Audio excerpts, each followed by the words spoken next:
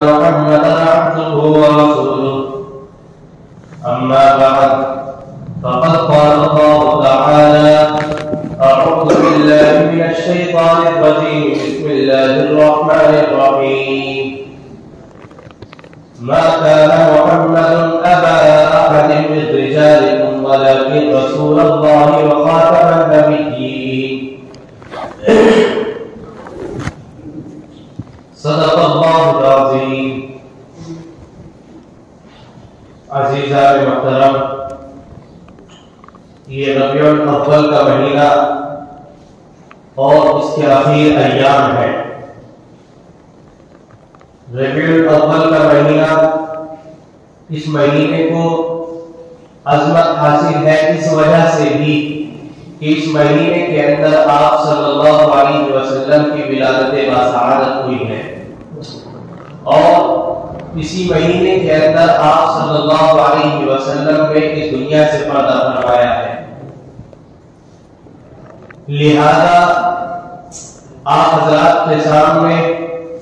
آپ صلی اللہ علیہ وسلم کی سیرت، آپ صلی اللہ علیہ وسلم کے بہت سے اوصاف، آپ صلی اللہ علیہ وسلم کے عادات، آپ صلی اللہ علیہ وسلم کے اخلاق، اور آپ کا پڑوسیوں کے ساتھ سلوک، رشتہ داروں کے ساتھ سلوک، گھر والوں کے ساتھ سلوک، الگ الگ آپ حضرات کے سامنے بیان ہوئے اور آپ نے سنا۔ اسی سیرت کا ایک پہلو اور آخری کڑی آپ صلی اللہ علیہ وسلم کی ایک صفت جس کو ہمارے لیے سمجھنا ضروری ہے اور اس کو اپنے دل کے اندر پیوست کرنا بے حد ضروری ہے۔ آپ صلی اللہ علیہ وسلم جس طرح ہم سب کے لیے رسول اور نبی ہے، آپ صلی اللہ علیہ وسلم کی زندگی کے اندر ہم سب کے لیے، آپ صلی اللہ علیہ وسلم کی زندگی ہم سب کے لیے ایک نمونہ ہے، اسی طرح آپ صلی اللہ علیہ وسلم نبی ہونے کے ساتھ ساتھ خاتم الانبیاء بھی ہے۔ آخری نبی ہونا یہ بھی آپ صلی اللہ علیہ وسلم کی ایک صفت ہے۔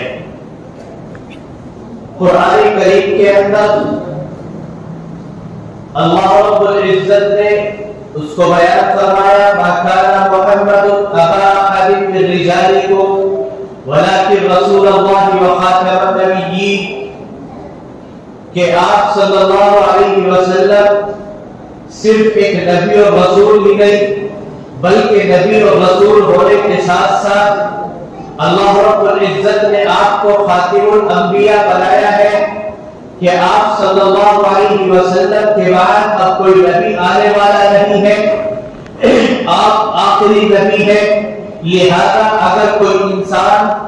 اس کے بعد میں آپ صلی اللہ علیہ وسلم کے بعد نبی ہونے کا دعویٰ کرتا ہے تو وہ انسان جھوٹا ہے، مکار ہے، لوگوں کو فریب کے اندر ڈالنے والا ہے۔ اور مسلمانوں کے لیے اپنے اس عقیدے کو مضبوط کرنا بے حد ضروری ہے کہ وہ اس بات کو سمجھے کہ آپ صلی اللہ علیہ وسلم خاتم الانبیاء ہیں۔ جس طرح کہ اللہ رب العزت اکیلے اور یکتا ہے، آپ اللہ رب العزت کی تمام صفات کو تمام مسلمان مانتے ہیں کہ اللہ رب العزت علیم بھی ہے، خبیر بھی ہے، قدیر بھی ہے اور غازب بھی ہے۔ اللہ رب العزت کی ذات وہ ہے جو سب کو رزق عطا کرتی ہے، اللہ رب العزت کی ذات وہ ہے جو سب سے باخبر ہے، اللہ رب العزت کی ذات وہ ہے جو ہر چیز پر قادر ہے۔ تمام صفات کو اگر مسلمان مانتا ہے لیکن اس صفت کو نہیں مانتا کہ اللہ ایک ہے تو اس کا ایمان نہیں ہے، وہ ایمان والا نہیں ہو سکتا۔ اسی طرح اگر کوئی انسان یہ سمجھتا ہے اور کہتا ہے کہ آپ صلی اللہ علیہ وسلم سراج منیرہ ہے، آپ صلی اللہ علیہ وسلم پوری دنیا کے لیے چراغ بنا کر کے بھیجے گئے ہیں۔ آپ صلی اللہ علیہ وسلم بشیر اور نذیر ہیں، آپ صلی اللہ علیہ وسلم معلم ہیں، آپ صلی اللہ علیہ وسلم پوری دنیا کو اور آنے والے تمام انسانوں کو تعلیم دینے والے ہیں، کتاب اور حکمت سکھلانے والے ہیں۔ لیکن ان تمام صفات کو ماننے کے بعد وہ انسان آپ صلی اللہ علیہ وسلم کو آخری نبی نہیں مانتا ہے تو اس کا ایمان بھی قابل قبول نہیں ہے۔ حضرت امام ابو حنیفہ رحمۃ اللہ علیہ کے زمانے میں کسی نے دعوی نبوت کیا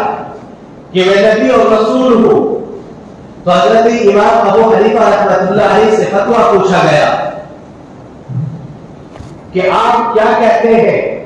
اس شخص کے بارے میں جو نبوت کا دعویٰ کرتا ہے؟ تو آپ رحمۃ اللہ علیہ نے فتویٰ دیا کہ وہ شخص جو نبوت کا دعویٰ کر رہا ہے وہ تو کافر ہی ہے، لیکن اگر کوئی شخص اس سے یہ بات معلوم کرتا ہے کہ لاؤ اپنی نبوت کے دلائل پیش کرو تو وہ بھی اپنے ایمان کے اوپر قائم نہیں رہے گا،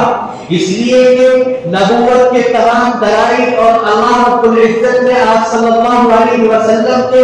آخری نبی ہونے کے تمام دلائل قرآن اور حدیث کے اندر بیان فرما دیے ہیں۔ لہذا اگر کوئی مسلمان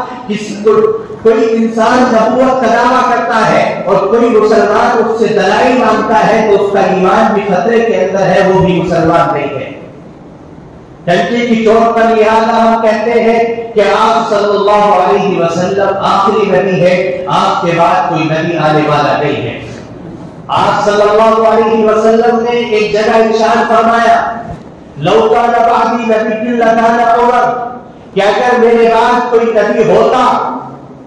یوں فرمایا کہ نبی اگر ہوتا، اس سے معلوم ہوا کہ نبی نہیں ہے، اگر نبی ہوتا تو عمر نبی ہوتا۔ لہذا اللہ رب العزت نے اس سلسلے کو یہیں پر ختم کر دیا۔ خاتم الانبیاء کا لفظ اور خاتم النبیین کا لفظ قرآن کریم نے بیان فرمایا، فقہاء نے اس کی تشریح بیان فرمائی ہے کہ خاتم الانبیاء کہتے ہیں نبیوں کے اوپر مہر لگانے والا۔ آپ اسٹامپ جانتے ہیں، جب کوئی قیمتی چیز لکھی جاتی ہے تو اسٹامپ اس کے اوپر لگائی جاتی ہے، مہر اس کے اوپر سب کی جاتی ہے، یہ بالکل طے شدہ ہے، اس کے اندر کوئی خرابی نہیں ہے۔ آپ صلی اللہ علیہ وسلم بھی تمام نبیوں کے اوپر مہر لگانے والے ہیں کہ آپ صلی اللہ علیہ وسلم کے بعد کوئی نبی نہیں ہے۔ اور اس عقیدہ ختم نبوت کو اپنے دلوں سے تسلیم کرنا کتنا بے حد ضروری ہے، آپ صحابہ کرام اور بزرگان دین کی تواریخ سے آپ معلوم کر سکتے ہیں۔ صحابہ کرام رضی اللہ عنہم اجمعین اور بزرگان دین انہوں نے کس طرح کی قربانی آپ صلی اللہ علیہ وسلم کی خاطر، اس عقیدہ ختم نبوت کی خاطر کی ہے۔ یہ سمجھیے کہ آپ صلی اللہ علیہ وسلم کی زندگی کے اندر جتنی بھی جنگیں ہوئی ہیں ان کے اندر صحابہ کرام رضی اللہ عنہم اجمعین کی شہید ہونے والوں کی تعداد صرف 259 ہے، اور آپ صلی اللہ علیہ وسلم کے زمانے ہی میں مسیلمہ کذاب نے نبوت کا دعویٰ کیا۔ آپ صلی اللہ علیہ وسلم کے بعد آپ صلی اللہ علیہ وسلم جب اس دنیا سے قبضہ فرما گئے تو حضرت ابو بکر صدیق رضی اللہ عنہ نے اس سے مقابلہ کیا، جنگ یمامہ اس سے ہوئی، جس کو جنگ یمامہ کے نام سے جانتے ہیں۔ مسیلمہ کذاب کے پاس 40,000 فوجیوں کی تعداد موجود ہے، اور صحابہ کرام کی جنگ اس سے ہوتی ہے، اس میں صحابہ کرام رضی اللہ عنہم اجمعین کی شہید ہونے والوں کی تعداد 1200 صحابہ اس کے اندر شہید ہوئے ہیں۔ آپ صلی اللہ علیہ وسلم کی پوری زندگی کے اندر صرف 259، لیکن عقیدہ ختم نبوت کے لیے 1200 صحابہ ایک دم بیت لمحہ اس جنگ کے اندر فوت ہوئے ہیں، شہید ہوئے ہیں، اور وہ صحابہ کوئی معمولی صحابہ نہیں تھے، وہ صحابہ بدری صحابہ تھے جن کی قرآن کریم کے اندر تعریف بیان فرمائی گئی۔ وہ صحابہ، ان کے اندر بہت سے حفاظ تھے، بہت سے علماء موجود تھے، انہوں نے صرف عقیدہ ختم نبوت کو مضبوط کرنے کے لیے، اس سلسلے کو توڑنے کے لیے اپنی جانوں کا نذرانہ پیش کیا ہے۔ اور اس سے آگے بڑھ کر میں آپ کو سناؤں، حضرت عبید رضی اللہ عنہ آپ صلی اللہ علیہ وسلم کو جب خبر پہنچی کہ مسیلمہ بن کذاب نے نبوت کا دعویٰ کیا ہے، وہ اپنے آپ کو رسول کہتا ہے، تو آپ صلی اللہ علیہ وسلم نے حضرت عبید رضی اللہ عنہ کے ہاتھ خط بھیجا کہ جاؤ یہ خط لے جا کر کے اس کو دو۔ حضرت عبید رضی اللہ عنہ اس کے پاس میں پہنچے ہیں، آپ صلی اللہ علیہ وسلم کا خط پیش کیا، اس نے آپ صلی اللہ علیہ وسلم کے خط کو پڑھا اور ان صحابی سے عرض کیا، کیا تم یہ کہتے ہو کہ محمد صلی اللہ علیہ وسلم آخری نبی ہے؟ ان صحابی نے عرض کیا، جی ہاں میں کہتا ہوں کہ حضرت محمد صلی اللہ علیہ وسلم آخری نبی ہے۔ اس کے بعد اس نے کہا، کیا تم یہ بھی کہتے ہو کہ میں مسیلمہ میں بھی نبی اور رسول ہوں؟ تو حضرت عبید رضی اللہ عنہ نے کہا کہ میرا کان بہرا ہے، میں بہرا ہو گیا ہوں، مجھے سنائی نہیں دیتی۔ اس نے پھر یہی سوال دہرایا، حضرت عبید رضی اللہ عنہ پھر یہی کہتے ہیں کہ ہاں آپ صلی اللہ علیہ وسلم آخری نبی ہے، اور اپنے بارے میں پوچھتا ہے تو وہ کہتے ہیں کہ مجھے آواز نہیں آتی تو کیا کہتا ہے۔ جب یہ سلسلہ چلا تو مسیلمہ کذاب نے یہ سلسلہ کیا کہ جب بھی وہ اس کا انکار کرتے تو ان کا ایک عضو کو کاٹ دیتے۔ حضرت عبید رضی اللہ عنہ سے پھر وہ یہی سوال کرتا، حضرت عبید اس کا پھر یہی جواب دیتے کہ آپ صلی اللہ علیہ وسلم آخری نبی ہے اور تو جھوٹا ہے، اس کا انکار کر دیتے۔ اس کے مقابلے میں پھر وہ آپ کے ایک عضو کو کاٹ دیتا، یہاں تک کہ یہ سلسلہ چلتا رہا اور حضرت عبید رضی اللہ عنہ کے جسم کے ٹکڑے ٹکڑے ہو گئے، لیکن اپنی زبان مبارک سے یہ نہیں کہا کہ آپ صلی اللہ علیہ وسلم کے بعد کوئی نبی آئے گا۔ اس قدر صحابہ نے اپنی جانوں کا نذرانہ پیش کیا ہے۔ اور آج اگر کوئی انسان چاہے وہ کسی فرقے سے تعلق رکھتا ہو، چاہے کسی فرقے سے تعلق نہ رکھتا ہو، وہ اپنے آپ کو نبی اور رسول ہونے کا دعویٰ کرتا ہے تو وہ جھوٹا ہے، مکار ہے، فریبی ہے۔ اور اگر کوئی اس کے پیچھے پیچھے ہوتا ہے، اس کو مانتا ہے، تو اس کا ایمان بھی قابل قبول نہیں ہے، اس کا ایمان مضبوط نہیں ہے۔ لہذا اگر ہمیں اپنے ایمان کو مضبوط کرنا ہے، اگر ہمیں اپنے ایمان کو پختہ کرنا ہے، تو عقیدہ ختم نبوت کو بھی اپنے اندر مضبوط طریقے سے تھامنا ہوگا۔ حضرت ابو مسلم خولانی رحمۃ اللہ علیہ، اس واقعے سے آپ اندازہ لگا سکتے ہیں کہ کس قدر اللہ رب العزت نے اس عقیدے کے ماننے والوں کو مضبوطی اور پختگی عطا کی ہے، کس قدر مضبوط ایمان اللہ رب العزت اس کی بدولت عطا فرماتے ہیں۔ ابو مسلم خولانی رحمۃ اللہ علیہ وہ یمن کے علاقے کے اندر ہے، اور اسود عنسی ایک شخص ہے، اس نے اس وقت میں نبوت کا دعویٰ کیا ہے۔ آپ صلی اللہ علیہ وسلم تک ابو مسلم خولانی نہیں پہنچ پائے ہیں، آپ صلی اللہ علیہ وسلم کے زمانے میں ایمان قبول کیا ہے، لیکن آپ تک وہ نہیں پہنچے۔ آپ صلی اللہ علیہ وسلم انتقال فرما گئے، اور ابو مسلم خولانی نے جب یہ سنا کہ اسود عنسی اپنے نبی ہونے کا دعویٰ کرتا ہے، تو انہوں نے اس سے جا کر کے کہا کہ تو اپنے دعوے کے اندر جھوٹا ہے، آخری نبی محمد رسول اللہ صلی اللہ علیہ وسلم کی ذات گرامی ہے۔ اس کذاب نے، اس جھوٹے نبی نے یہ کیا کہ آنکھ کو دہکایا، کس طریقے پر، جس طریقے سے نمرود نے حضرت ابراہیم علیہ السلام کو آگ کے اندر ڈالنے کے لیے آگ کو بلند کیا تھا، اسی طرح اس نے بھی آگ کو بلند کیا، اور ابو مسلم خولانی رحمۃ اللہ علیہ کو اس کے اندر ڈالنے کا ارادہ کیا۔ اب آپ دیکھیے کہ واقعہ ایک ہی ہے، لیکن نبی کے ساتھ میں پیش آتا ہے اور آپ صلی اللہ علیہ وسلم کے امتی کے ساتھ میں پیش آتا ہے۔ وہاں پر نمرود نے حضرت ابراہیم کو ڈالا تھا، خلیل اللہ کو ڈالا تھا، تو وہاں پر آگ بڑے گلزار بن گئی تھی، اور حضرت ابراہیم علیہ السلام اس آگ سے بالکل صحیح سلامت نکلے تھے، اور یہاں پر آپ صلی اللہ علیہ وسلم کا ایک امتی ہے، اور اللہ رب العزت کے بھیجے ہوئے نبی محمد رسول اللہ صلی اللہ علیہ وسلم کے عقیدہ ختم نبوت کو لے کر کے آگے بڑھ رہا ہے۔ چنانچہ اس آگ کے اندر ابو مسلم خولانی رحمۃ اللہ علیہ کو ڈال دیا گیا، لیکن آگ گلے گلزار بن جاتی ہے، آگ گلے گلزار بن جاتی ہے، اور حضرت مسلم خولانی رحمۃ اللہ علیہ اس آگ سے صحیح سلامت واپس نکلتے ہیں۔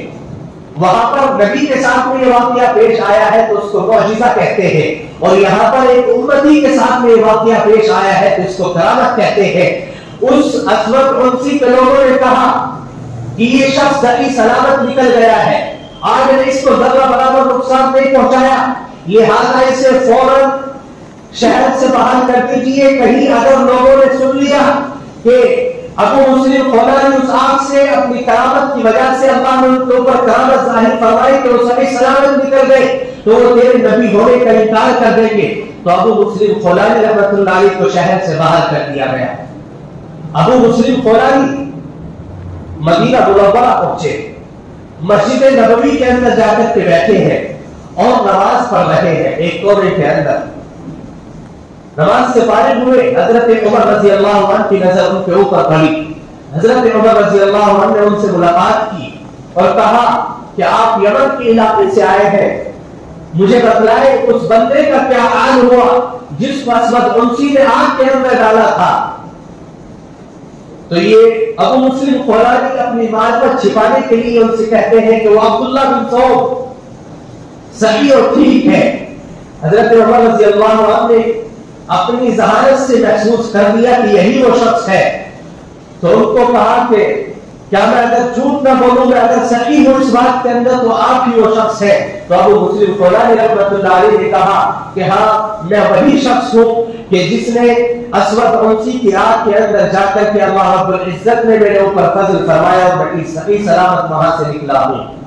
اس کے بعد حضرت عمر رضی اللہ عنہ ابو مسلم خولانی کو حضرت ابو بکر رضی اللہ عنہ کے پاس لے کر کے جاتے ہیں، اور ابو مسلم خولانی کو جو صحابی کا شرف بھی انہیں حاصل نہیں ہوا لیکن اپنے درمیان میں بٹھاتے ہیں۔ ایک طرف ابو بکر رضی اللہ عنہ بیٹھے ہوئے ہیں اور دوسری طرف حضرت عمر رضی اللہ عنہ بیٹھے ہوئے ہیں، اور ان کے اوپر فخر محسوس کرتے ہیں کہ آپ نے اپنی جان کو قربان کرنے کے لیے، اپنی جان کا نذرانہ پیش کرنے کے لیے، صرف اس لیے کہ عقیدہ ختم نبوت کسی طریقے سے مضبوط ہو جائے، آپ نے اپنی جان کا نذرانہ پیش کر دیا اور اللہ نے کرامت ظاہر فرمائی۔ تو ان تمام واقعات سے معلوم یہ ہوا کہ جب انسان اس عقیدے کے اوپر مضبوط ہو جاتا ہے تو اس کے ایمان کو اللہ رب العزت خود بخود مضبوط فرما دیتے ہیں، اس کے عقیدے کو اللہ رب العزت مضبوط فرما دیتے ہیں، اس کا ایمان اس قدر پختہ ہو جاتا ہے کہ دنیا کے کوئی بھی چیز، دنیا کا کوئی بھی مکر فریب اس کے اوپر دھوکہ نہیں ڈال سکتا، اس کو بیکار نہیں کر سکتا، اس کے ایمان کا سودا نہیں کر سکتا۔ لہذا ہمیں بھی چاہیے کہ ہم اپنے ایمان کو مضبوط کرنے کے لیے آپ صلی اللہ علیہ وسلم کی سیرت کے ایک ایک پہلو کو پڑھیں اور اس کو اپنے سینے سے اپنائیں، آپ صلی اللہ علیہ وسلم کے اخلاق کو اپنائیں، آپ صلی اللہ علیہ وسلم کے کردار کو اور آپ صلی اللہ